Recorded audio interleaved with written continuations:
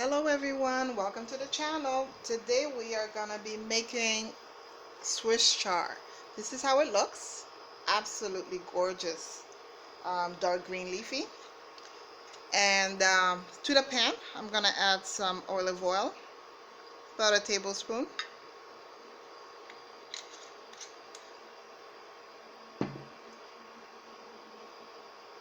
Onions. This is half a white onion.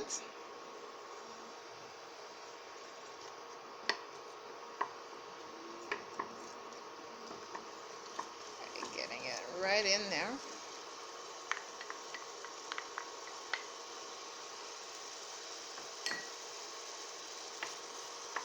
I'm gonna add, what I did is I separated the leaf from the stem, because what I want to do is I want to cook the stem first because they tend to be a little harder. So I just rip the leaf into bite-sized pieces.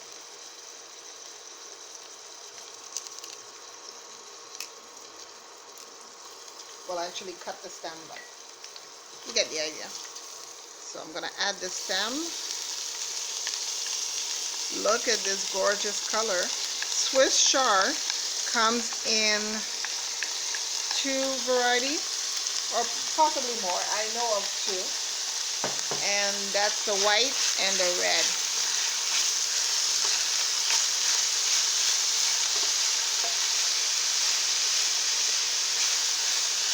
Look at this color. Absolutely gorgeous.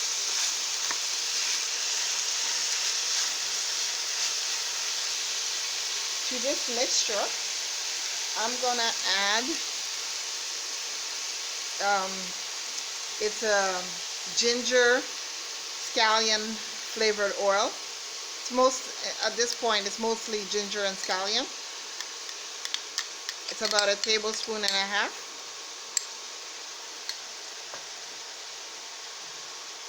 This is 2 of the red chilies. This is cilantro.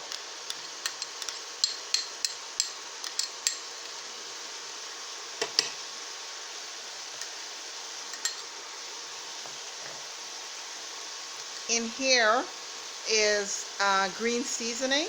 So basically you have a different variety of cilantro,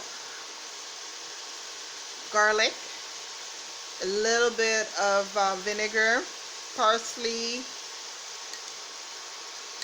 See, just green to add some more, to add flavor and boost up the greens.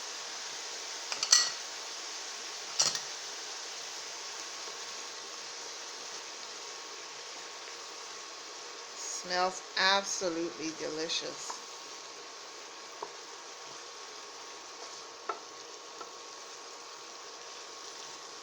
Kind of remind me of beets though.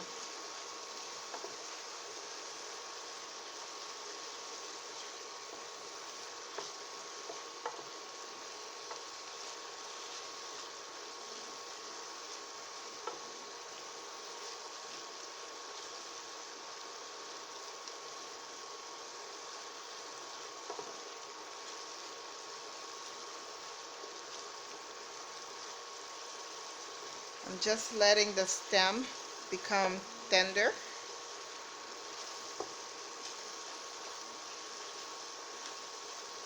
The bulk of the fiber in this in the Swiss chard is in the stem and the ribbing. Your small intestine will not digest this. It will go into your large intestine or your colon, and that will be the fiber that feeds your the bacteria in your gut.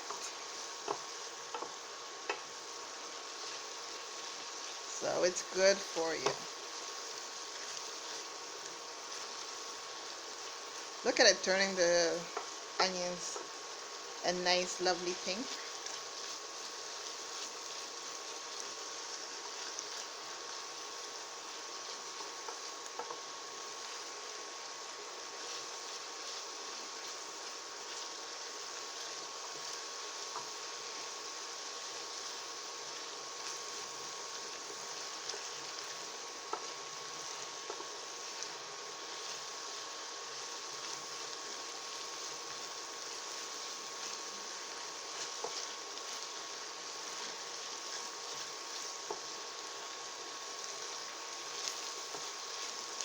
There is so much fluid in the stem that I haven't even had to add water to it. And you know how I like to keep my bottle of water nearby.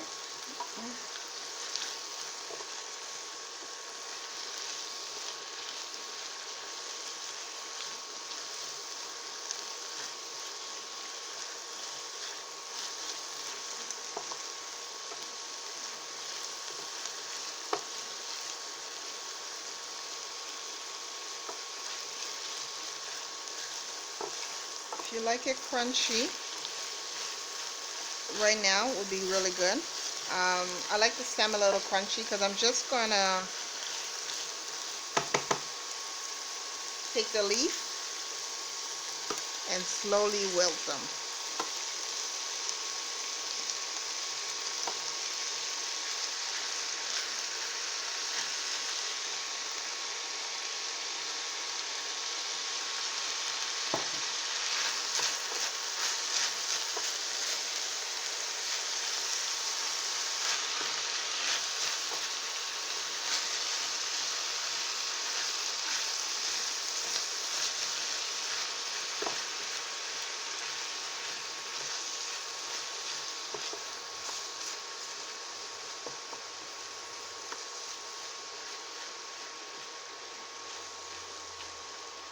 I want to maintain as much as the nutritional value of the leaf, so I am not really going to cook it for very long. This recipe is pretty much finished.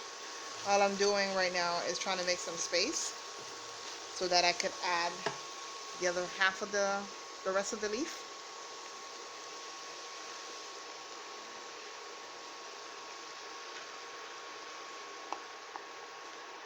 I mean, technically I could have used a bigger pan, but I prefer to keep it small because then I don't need as much oil.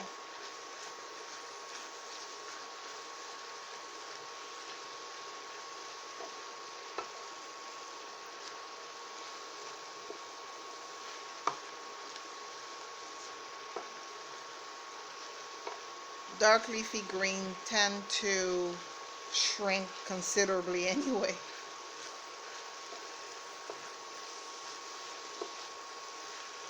Now look at that, look at that, look at that.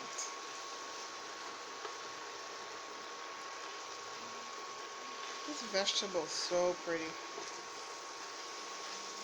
Kind of remind me of spinach, not spinach, beet top, which is another good green too. So when you buy your beets, save the top and the leaf and cook it.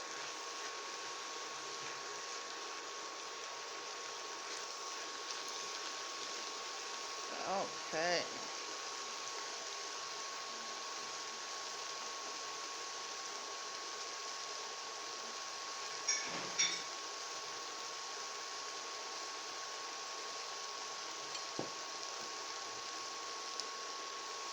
And the recipe is finished. We're looking at another 5-minute recipe. If you haven't already done so, please subscribe, like, and share this video. And I will see you in the next one. Thank you for watching.